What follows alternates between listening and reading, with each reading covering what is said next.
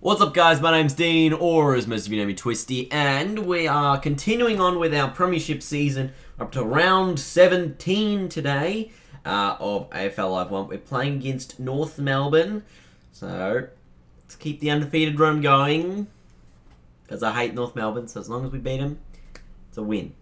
Alright, so with, the weekend in mind and sort of when we have those bye rounds, it sort of kills the season's momentum a little bit. I know a lot of people say, oh well,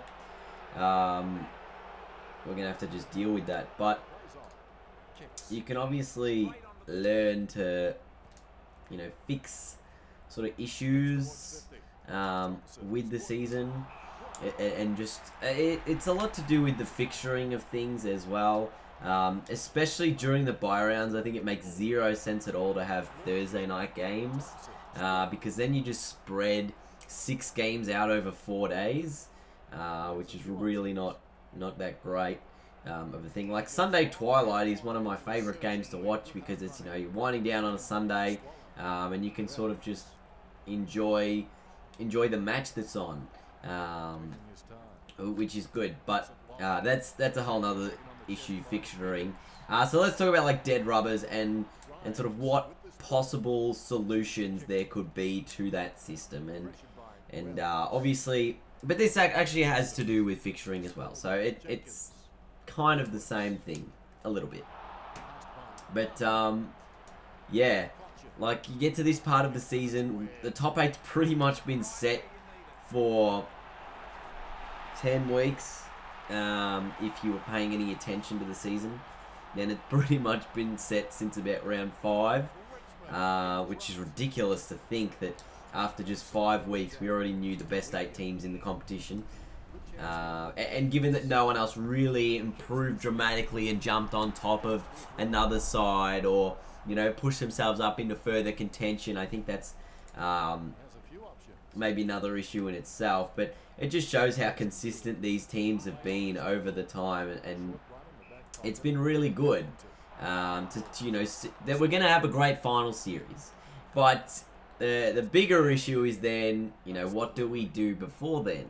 A lot of these teams, they're sort of working on the future, and just trying to maybe get a scalp come late season, just to maybe muddle with that positions on the top 8, if that makes any sense.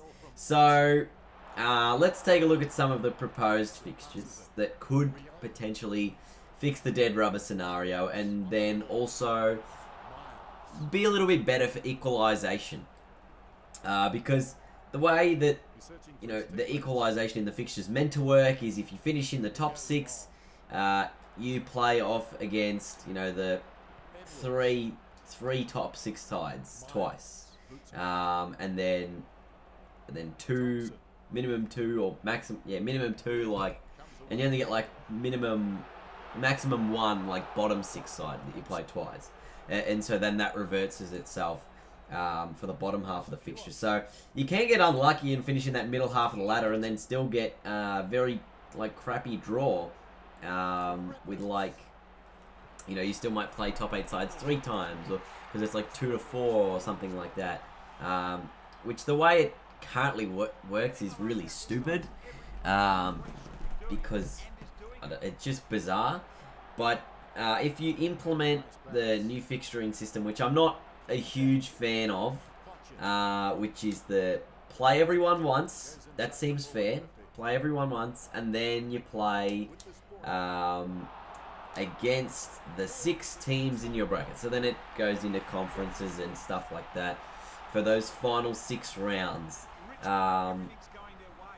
which would be an interesting way of doing it for the AFL, because then you'd have this rolling sort of end of season fixture that I know we have rolling round 23 at the moment, where the venues and things can change depending on ladder positions, etc.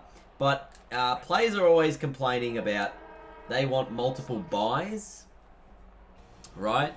So if you give them one, I don't know, at like round 8, that's your then halfway point, or round 9, and then you give them another buy at, say, round 17, when everybody, you know, sort of finishes their first round of fixturing for the year, it definitely opens the door for everyone to be like cherry ripe for their like conference playoffs, and then however they go in that towards the finals.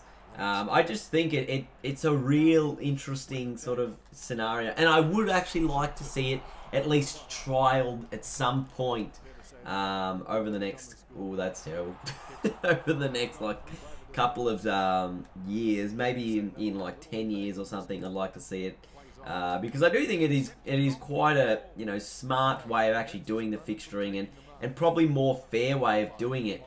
If you're a side that, you know, could be up one year, down the next, you then face yourselves with a ridiculously tough draw one year because you've done so well the previous year, and then it just puts you further back because you finished higher off the ladder, sort of thing. Whereas if doesn't matter where you finish, you're always going to get the same sort of difficulty with your fixture. And yeah, the only thing that would mean it would be tough would be sort of, think everyone would probably have to reduce like their membership costs or whatever, but you would then have to have, I don't know, how would it work out for home games and away games? Because if you've got 17 matches, so you play each team once, you've got then 9 home games or 8 away games, unless you play 8 and a neutral. That's the only way you can do it. And then which one do you work out is a neutral ground, or one that you sell out somewhere, or, you know, an event type game that both clubs decide are happy to play at, you know, X ground. So if both teams have the same home ground at one stage, that can then be their home and away game scenario, if that makes sense. So that would work, because then you could have West Coast would play 8 home games, 8 away games, and then when they would play Fremantle, that would be a like dual home game for the two of them. I think so anyway. And then same thing with Fremantle, so they play 8 home, 8 away, and then West Coast, and that would be both their home and away game covered. Then you've just got, you know, Melbourne teams. You could sort of do like a rivalry round, I guess. Geelong would probably be the only one where they wouldn't play at Geelong, but they could still play Etihad, which would technically be another home ground for them, and they could play like a North Melbourne or something, or a Western Bulldogs type of team. Richmond could play like Hawthorn, Collingwood, or, you know, even Essendon at the MCG, and that could count as their home and away game where both club members can get in for free, obviously with their memberships. Yeah, I just think that would be a cool way of doing it, then having that, you know, 8-8 and then a blockbuster game. So you'd have the derbies, the rivalry round would be everyone's home and away game, if that makes sense. Because then Gold Coast would play Brisbane, Sydney would play GWS, Adelaide would play Port Adelaide, and that way it doesn't nullify that then extra home and away game for teams. I think that way, you know, rather than saying, well, if one team gets an extra home game, that's their advantage, because then everyone is equal in that instance, or they at least should be somewhat equal. I'm just trying to crunch the numbers in my head of whether or not it would actually work, but I think it would, because the team, so say let's go again with the Western Derby as an example. You take that West Coast home game and a Fremantle away game, so then you're saying West Coast get one extra home game for the year, but then Fremantle also get that home game because it's at their home ground. So instead of having it a fully West Coast crowd for that derby, you could then have it, you know, interchangeable, say 50-50. Split the tickets either way, which would be, you know, best case scenario. And you do the same thing across the grounds. So say it's a Richmond home game against Hawthorn at the MCG, and you're saying, oh, Richmond gets one extra home game for the year. Again, split it down the middle, tickets 50-50, and then that way everyone wins, I think. And then that second half of the year, you then play, that would be the tougher one, to be who would be home 3 times and who would be away. I think you'd have to do it based on position. So if you finished 1, 2, and 3, you would then get 3 home games, 2 away games. And then if you finished 3, 4, 5, and 6, you would then get 2 home games and 3 away games to set yourself up for those finals. And I think that's where this sort of fixturing comes in, and it would make more sense to do that. And then that way, you know, pretty much every game matters. And then the bottom half of the ladder, what are they playing off? For the bottom 4 or bottom 6? You would think it would have to be 6, 6, 6 to make it the most even. Because if you made it, say, like, what's it? If you made it 6, 8, and 4, then those middle teams will be playing more football. And then those top teams, you could also argue that they're not playing as much football, and therefore it's not going to be, you know, as equal. They might lose their rhythm or something like that. But when would they get their buys? Would they get one at the start of their playoffs, one at the end of their playoffs? So it makes it a real interesting sort of scenario of how the AFL would go about it in that sort of instance. I think it's definitely possible, and definitely possible that it could work well. But it's just one of those fixturing things that we don't really know how it's going to work until we try it. And this is the first year, really, where we've had an extraordinarily dominant top 8. This has been the most dominant top 8 ever. They've won 90-something% of games against bottom 10 sides. Only 6 losses the bottom 10 has implemented on that top 8. So that's very, very crazy. That's like half a game per team.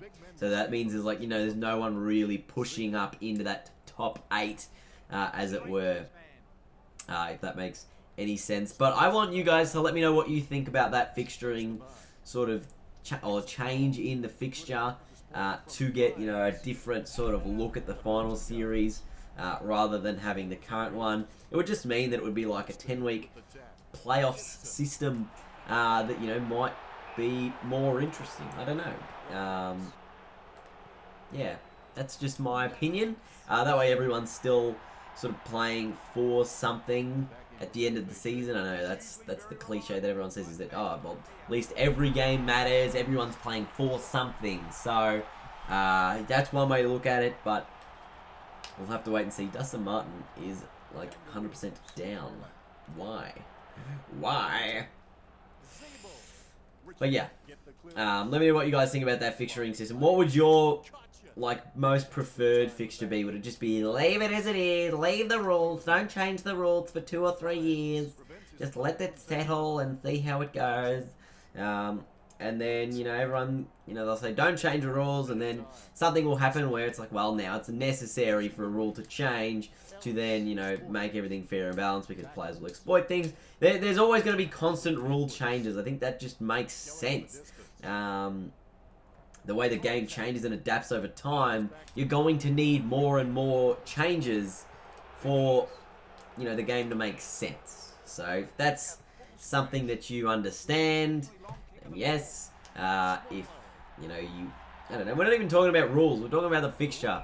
But yeah, it could be something that is worthwhile to trial. I don't know how it will go. I'm only merely suggesting things and sort of bringing in ideas together. And I've sort of talked about this a little bit earlier on in the year with my like 10 teams finals series there. So anyway, could be something that would work, could be something that could fail miserably. We don't know because we haven't tried it. So that's all I'll say.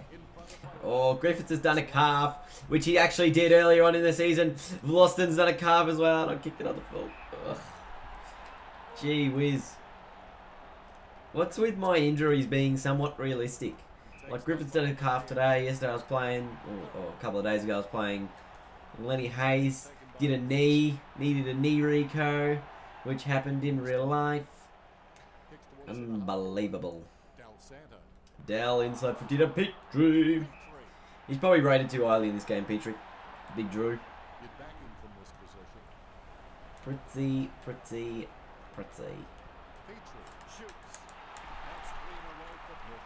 They can't win this from here, sure. They need 4 goals. Oh, Delidio. Run and carry through the middle of the ground. Takes them on. Runs to 50. No way. I ran too far. That would have been goal of the year, mate. Well, you know, not goal of the year, but would have been an impressive goal, to say the least. Oh, Connor with the intercept. Handball to Miles. Oh, now Delidio's done a calf, which also happened. And now he's done a severe calf. Oh, which also happened. And he missed like the first 10 rounds of the year. Get him off. What's with the 3 calf injuries in the one match? Rants. Defensive efforts there from Richmond.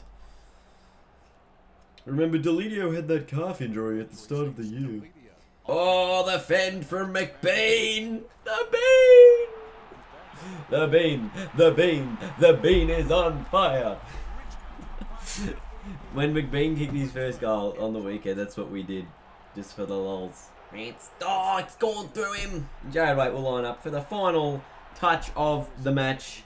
Just see if get some respectability for North.